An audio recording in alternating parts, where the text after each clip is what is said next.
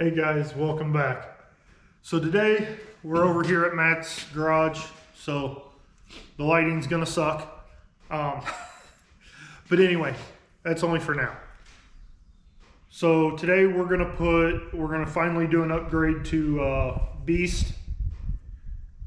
Casey got a Rugged Ridge winch plate, and her old being relative, her winch off her bell. It's the smittybilt x20. Yeah, x20 10,000 pound that we're gonna put on. You know, she's had it before, she liked it, she kept it. So we're gonna put it on Beast, and I guess let you guys follow along and see how we mess this up.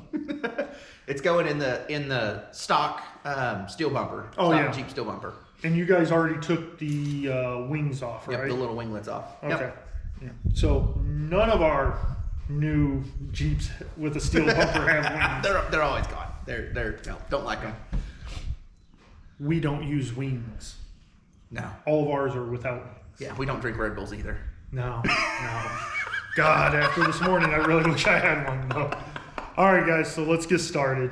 All right.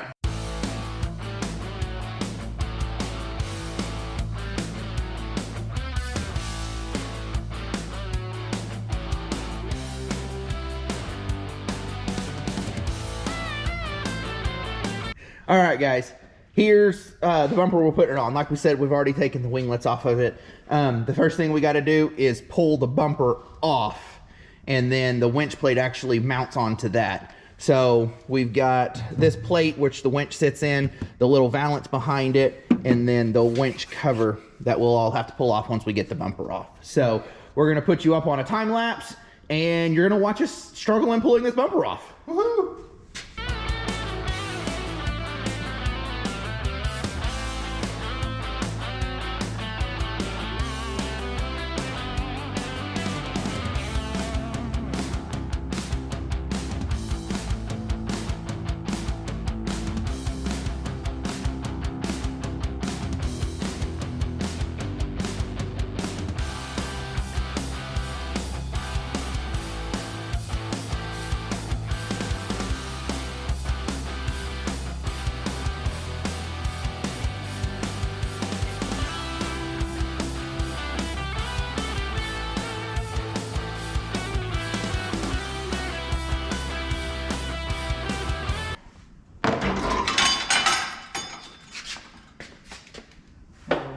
She goes.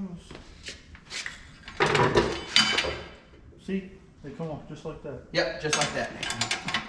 Just like I said. Yep. All right, guys, so we've got the bumper off, the air dam off. So now we're gonna put the winch plate on. The very first thing we're gonna do, there's brackets that sit right in here held on by these bolts. You'll pull those off. You'll just slide this up, and you're gonna put 2 bolts in on either side, and that's gonna get kind of the basic hold for it. There's a couple bolts in a bar that we've got back here that go in the back, that attach to the back, and these plates have to come off, and they have to be modified if you put the air dam back on. So we're gonna work on all that now, but there's at least a rough explanation to get us started.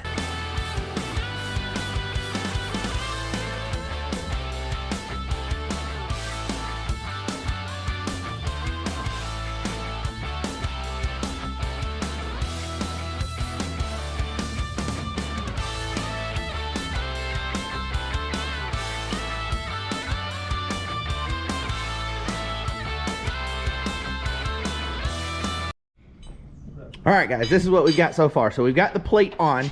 It's on by the provided hardware. It's held by this one tab up here, but there's also the little square looking plate that went on the back that mounts to the bottom of it. We got all 4 of those screws put in very loosely. And then what Patrick is working on, or just got finished doing, is putting on the lower air dam mounting plate. And the bottom skid. And the bottom skid. So it actually mounts the same place that these bolts go to, or that the bracket comes down to.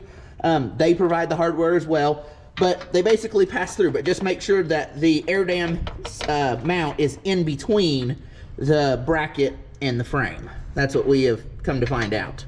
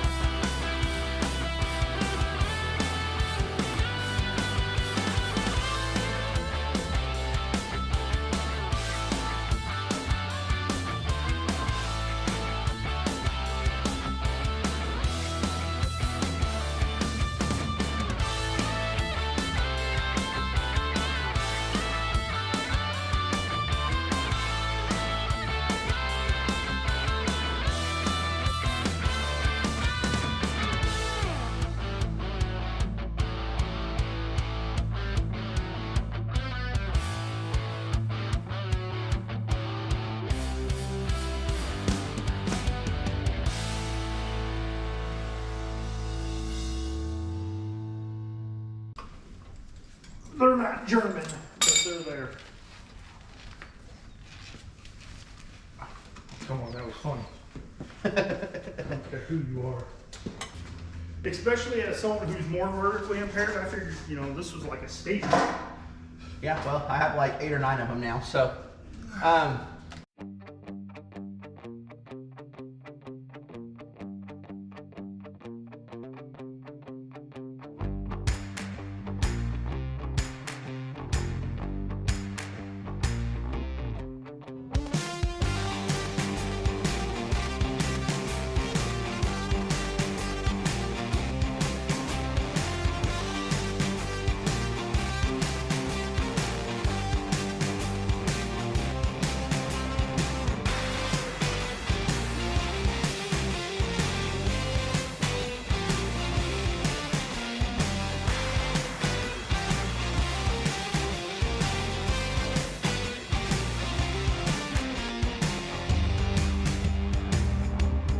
All right, guys.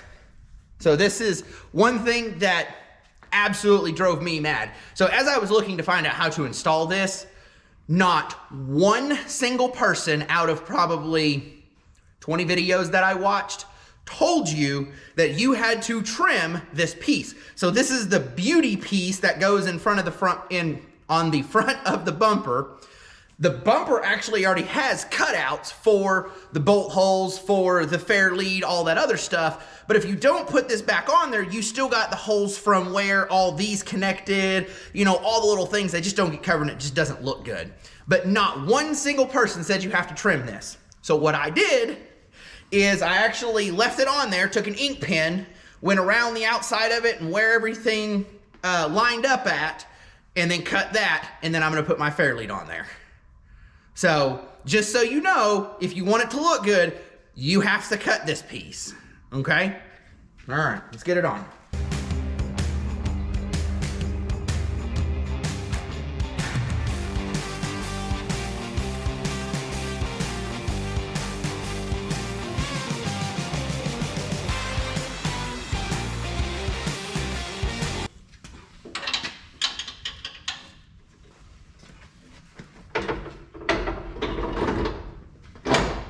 These are gonna be fun. Huh. Okay.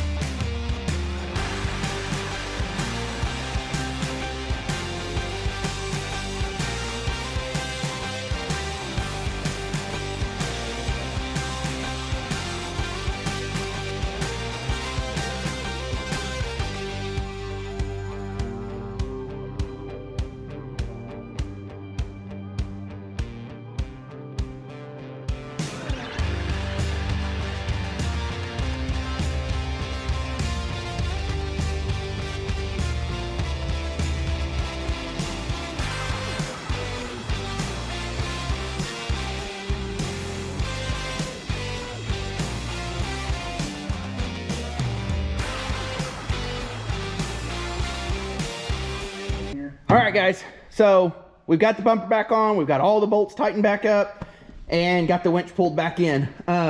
Later today, maybe, or something or another, we'll exercise the winch because it's been a while. But other than that, this is the finished product. What about showing them where the wires went? Oh, yeah, we can do that too. Super simple. You follow directions for the back of the winch because every winch is slightly different. So you have from the solenoid to wherever it goes on the winch. Again, follow the directions to your winch. But then you just run everything up. You got your positive to the positive, your negative to the negative, and life is good. Sounds easy enough. All right, guys, so we're done. Well, for now. For this project. Yeah. Super simple. We did run into a hiccup with them not giving us back a bolt, or a nut rather. Other than that, it didn't take long at all. 2 hours. 2 hours would be a sufficient time?